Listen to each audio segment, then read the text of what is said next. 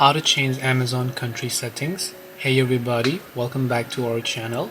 In today's video we are going to learn how we can change Amazon country settings, so make sure to watch the video till the end. Now, to basically change your Amazon country settings, all you have to do is launch the Amazon application here.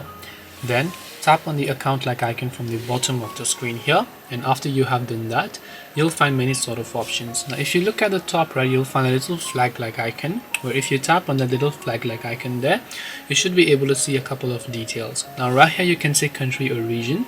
So mine was set to United States, that's why you saw the United States flag. So if you want to change it, tap on United States option here, or any of the other country, select a country of your choice here, tap on the done button, and your country will get successfully changed.